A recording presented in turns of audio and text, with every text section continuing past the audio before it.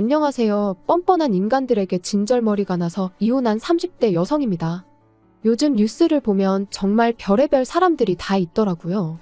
남들에게 피해를 주는데 거리낌 없는 인간들도 많고, 그리고 저는 그런 뉴스들을 접할 때면 그래도 다행이다. 내 주변엔 그런 사람들이 없어서 하고는 안도하곤 했는데, 실은 등잔밑이 어두웠다고 해야 할까요? 다른 사람도 아니고 가족이라 생각했던 남편과 어머님이 딱 그런 사람들이었거든요. 아마 제가 이렇게 이야기를 하면 사람들은 에이 설마 하고는 못 믿겠다 할 겁니다. 그 정도로 밖에서는 또 얼마나 이미지 관리를 잘하고 다니던지. 당장 저희 어머님만 해도요. 주변 사람들 사이에서는 손 크고 정 많은 박여사로 통하시고요. 남편도 뭐 그냥 오늘은 선배 누구 만난다, 내일은 후배 누구 만난다. 아주 그냥 요즘 말로 인싸가 따로 없어요. 그러니 제가 더 억울하고 분할 수밖에요. 오죽하면 아무리 익명이라지만 제가 쪽팔린 걸 무릅쓰고 제 이야기까지 하겠어요. 아무튼 남편과는 소개팅으로 만났습니다. 만났을 당시만 하더라도 둘 다 직장을 다니는 평범한 회사원이었죠. 회사도 가깝고 퇴근 시간도 비슷하다 보니 뭐 서로 호감도 있었겠다. 그래서 몇 번도 누가 먼저랄 것 없이 연락해서 만나다가 사귀기 시작했고요. 당시 둘 다 이미 30이 넘은 나이였기에 언젠가부터 자연스럽게 결혼을 전제로 이야기를 주고받고 있었죠. 그리고 정말로 사귄 지 1년 반 만에 휘뚜루마뚜루 양가 부모님까지 뵙게 됐는데, 지금도 그때를 생각하면 저도 모르게 심장이 쿵 내려앉는 것 같고 한숨이 절로 나오네요. 그건 바로 어머님이 보이신 반응 때문이었죠. 남편을 따라 처음 시댁에 인사를 드리러 갔던 날이었어요. 제가 긴장한 기색이 역력했는지 남편이 미리 꿀팁을 주겠다며 하는 말이 자기 부모님은 정말 좋은 분들이랍니다.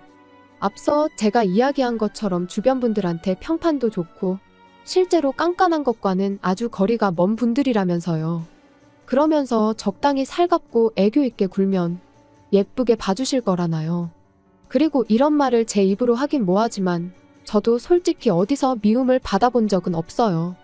오히려 어른들은 야무지게 생겼다 똑부러져 보인다 해가며 좋게 봐주시는 일이 많았죠. 그래서 긴장은 했지만 한편으론 자신도 있었거든요. 게다가 말이 나와서 말인데 제가 남편보다 소위 딸리는 것도 없었어요. 오히려 학벌은 제가 더 좋았고 급여도 아주 약간이긴 했지만 제가 더 벌었습니다. 외모야 뭐 워낙 주관적인 부분이고 어머님 눈에야 당연히 당신 아들이 더 잘나 보일 텐데 그건 뭐 제가 어떻게 할 수는 없잖아요.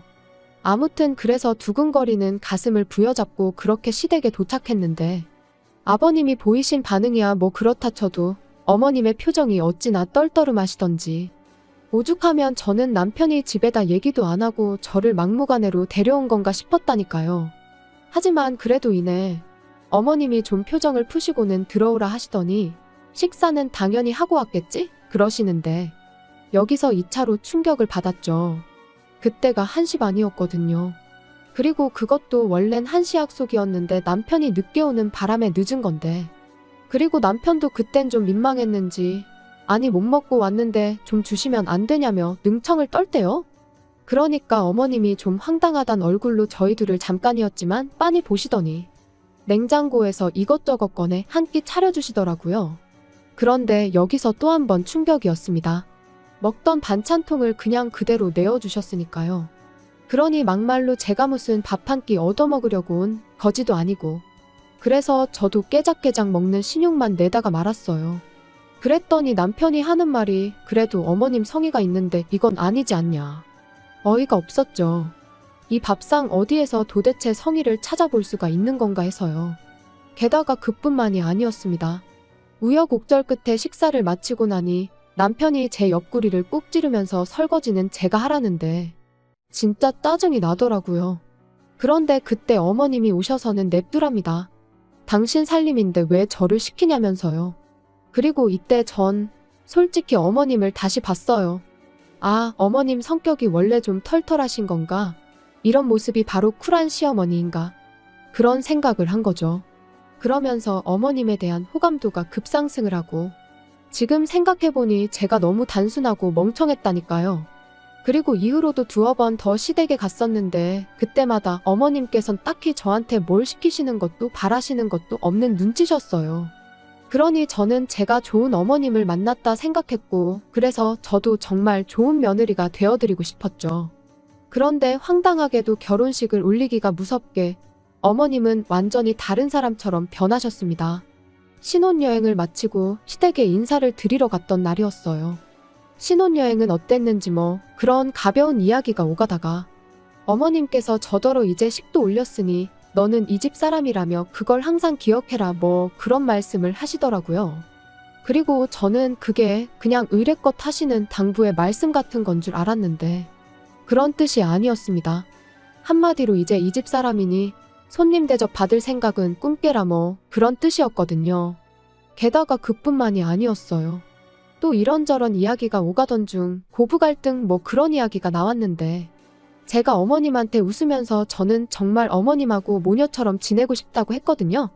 그랬더니 어머님께서 정말 눈을 놀란 토끼처럼 뜨시면서 저를 보시더니 아니 너는 네 엄마 있고 나는 내 딸이 있는데 왜 그렇게 지낼 생각을 하냐고 되물으시는 거예요.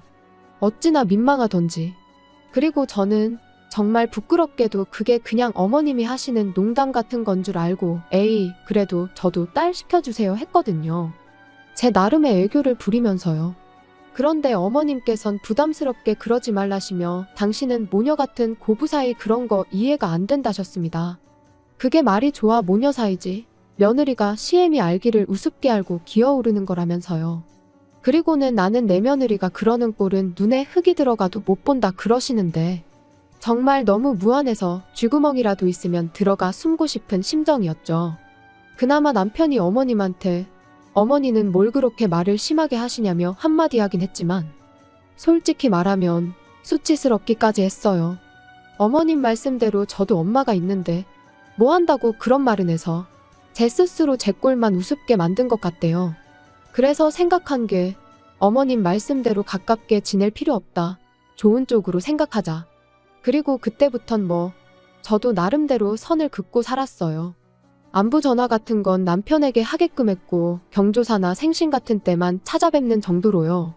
그랬더니 어머님이 보이신 반응이 황당하기 짝이 없었습니다. 모녀 사이 같은 고부관계가 안 된다는 거지 저는 제 도리는 해야 할 거 아니냐 하셨거든요. 그리고 어머님이 말씀하신 며느리 도리라는 건 거의 무슨 하녀나 다름이 없었죠. 안부 전화는 물론이고 시댁에 밀린 살림도 저를 불러 하라고 하시질 않나. 심지어 당신이 약속이 있으니 저더러 회사에 휴가를 내고 와서 당신 가게 좀 보란 적도 있었죠. 그리곤 그럴 때마다 덧붙이는 말이 가족끼리 이 정도는 해줄 수 있지 않냐는데 며느리는 딸이 될 수 없다면서 며느리니까 귀찮고 하기 싫은 일은 해줘야 한다는 어머님의 그 이기적이고 뻔뻔한 논리에 정말 말문이 막히대요. 그런데 저도 참 답답했던 게 솔직히 그런 어머님의 요구사항을 들어드리면 저를 좀 예쁘게 봐주시려나 하는 미련을 버리질 못하고 있었어요. 그래서 번번이 끌려다니기 일쑤였지요. 그런데 아이러니하게도 결국 어머님 덕분에 완전히 정신을 차리게 되었으니 올해 초 가족이 다 같이 모이는 자리였는데 신우가 입이 대빨 나와서는 약속 시간보다 늦게 도착을 했어요. 그래서 어머님이 왜 이렇게 늦었냐고 물으시니 심해부 때문에 짜증나 죽겠다며 심해부 욕을 하기 시작하대요. 그런 거 있잖아요. 돈도 못 벌고 능력도 없으면서 사람을 귀찮게 한다. 그러니까 저희 어머님께서 신우더러 혹시 모르니까 절대로 애는 갖지 말랍니다. 이혼할 때 애 있으면 골치 아파진다면서요. 그런데 그 일이 있고 한 달쯤 지났을 무렵 남편이 저 몰래 사행성 게임을 하다 1억이 넘는 빚을 졌다는 걸 알게 됐어요. 너무 충격이었죠. 이런 거 저런 거 다 떠나서 사람 하나 정직한 거 그거면 됐다 생각했는데 그래서 도대체 무슨 정신으로 그랬냐니까 언젠가부터 술자리에 나가면 돈 자랑하는 인간들이 그렇게 많더랍니다. 그리고는 예전엔 형형하고 따르던 동생들까지 떨어져 나가니 자기도 돈이 좀 있어야겠다 싶었다면서 그래서 딱 1억만 따고 그만하려고 했는데 어쩌다 보니 빚만 늘었다나요? 정말 믿었던 도끼에 발등 찍힌다더니 그때 그 절망감은 지금도 잊혀지지가 않아요. 그런데 이 일이 있고 얼마 후 시댁에 갔다가 우연히 어머님과 남편이 나누는 대화를 듣게 되었는데 어머님께서 남편한테 왜 니들 혼인신고는 안 하냐면서 일단 그것부터 하라시대요. 혼인신고 안 하고 있다가 제가 이혼이라도 하자고 들면 그 빚은 너 혼자 다 갚아야 한다면서요. 열불이 나더라고요. 막말로 먹고 사느라 진빚도 아닌데. 게다가 신우는 심해부가 속을 썩인다니까 바로 이혼 얘기부터 꺼내시더니 며느리인 저는 당신 아들이 진빚 같이 안 갚고 도망이라도 칠까봐 전전긍긍하시는 그 모습이 참으로 이기적이다 싶었죠. 그리고 저는 남편이 도대체 어머님의 그런 말씀에 뭐라고 대답할지가 너무 궁금했어요. 그래서 귀를 쫑긋 기울이고 안방으로 다가가는데 그 순간 도어락 열리는 소리가 나면서 아버님이 들어오셨거든요. 그래서 남편의 생각은 그 순간엔 알 수 없었지만 결국 그 본색을 감추지 못했어요. 이후로 저는 어머님에겐 어떠한 미련도 남아있지 않았기에 더 이상 끌려다니지 않았습니다. 무례한 요구에는 싫다고 정확히 의사를 밝혔고 바로바로 거절했지요. 그랬더니 남편은 저더러 변했다며 요즘 왜 그렇게 어머님한테 곁을 안 내어주냐 따졌는데 그럴 때마다 네 엄마가 먼저 시작한 거라고 소리라도 지르고 싶은 걸 정말 이를 악물고 눌러 참을 뿐이었어요. 그러다 올 여름 어머님께서 병원에서 암 판정을 받으셨습니다. 원래부터 속이 안 좋단 말씀을 입에 달고 사셔서 아닌 게 아니라 제가 몇 번이나 병원에 같이 가드릴 테니 가보자고도 했었는데 그때마다 네가 의사냐며 저를 무시하기만 하시더니 그리고 그때부터 어머님의 병원 생활이 시작됐는데 아시겠지만 그게 보통 일이 아니잖아요. 통원 치료도 했다가 입원도 했다가 그리고 그게 환자 혼자 오가기가 쉽지 않다 보니 결국 누군가 한 명은 붙어 있어야 했는데 어이없게도 다들 당연하단 듯이 제가 해주길 바라더라고요. 심지어 어머님 본인조차 말이죠. 그리고는 하는 말이 신우는 손끝이 야무지지가 못해서 그리고 지 남편이랑 사이도 안 좋은데 친정엄마 간호까지 한다고 하면 그쪽에서 좋다고 하겠냐입니다. 그러니까 제가 해야 한다고요. 어이가 없어서 신우 사정은 제 알 바가 아니고 신우가 못하면 저희 남편이 하면 되는 거 아니냐 했어요. 어머님 말씀대로 어머님 자식들이 있는데 제가 왜 어머님 병수발을 드느냐고. 저는 나중에 저희 부모님 편찮으시면 그때 병수발 들어드릴 거라고 했죠. 그랬더니 저희 어머님이 저더러 뭐란 줄 아세요? 저더러 너는 내가 죽게 생겼는데 그런 소리가 나오냐면서 아주 치사하답니다. 그런데 저도 저 나름대로 지난 2년간 이제는 어머님이 저를 좀 아껴주실까 챙겨주실까 하는 기대에 이리저리 끌려다닌 걸 생각하면 너무 섭섭하고 서운하고 억울했거든요. 그래서 어머님이야말로 정말 저한테 치사하고 야박하게 행동하시지 않으셨냐고 따졌어요. 그랬더니 아주 귀찮다는 듯이 알겠답니다. 당신이 다 미안하고 잘못했으니까 회사에 얘기해서 휴가나 내래요. 이건 뭐 정말이지 옆구리 찔러 절받기도 아니고 사과를 받았는데 어째선지 기분이 더 나빠지더라고요. 그래서 됐다고 사과하지 마시라 했습니다. 저는 어머님하고 거리를 두고 지내는 요즘 얼마나 몸도 마음도 편한지 모르겠다고 그러니까 앞으로도 가깝게 지내고 싶지 않다고요.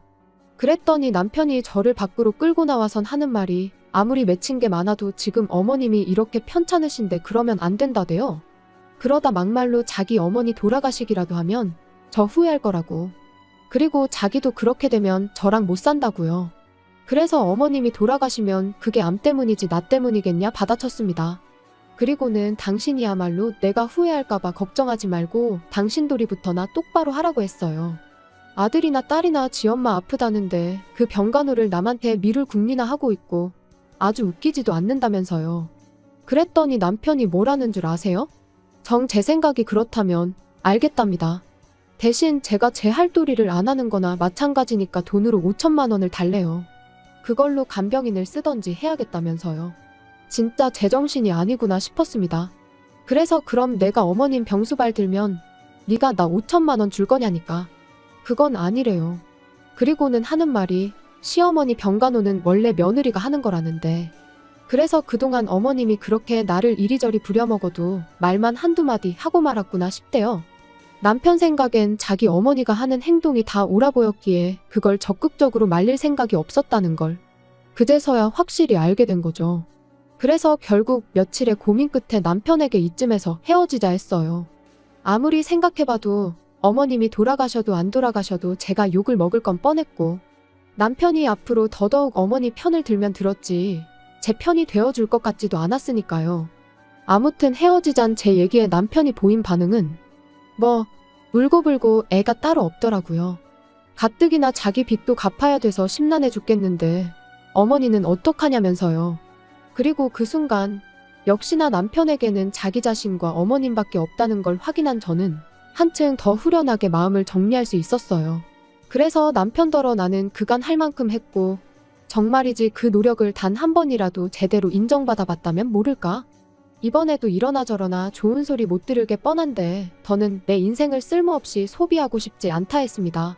그래서 남편한테 너도 네 엄마가 나한테 어떻게 했는지 알지 않냐니까. 지금은 그런 거 생각 안 하고 자기 엄마 살리는 데만 집중하자는데 그 또한 너랑 신우가 할 일 아니겠냐 받아치곤 더는 나한테 동정심 사려들지 말라 했네요. 그리고 그렇게 하루아침에 남남이 되었습니다. 건너 들려오는 소식으론 어머님은 아직 투병 중이시고 신우는 이혼을 했다나 봐요. 사유는 잘 모르지만 원래 둘이 위태위태했는데 이제 신우가 아주 어머님 일에만 매달리게 되었으니 그렇게 된 게 아닌가 싶기도 하고. 참고로 신우는 저한테 뭐 달리 나쁘게 한 건 없어요.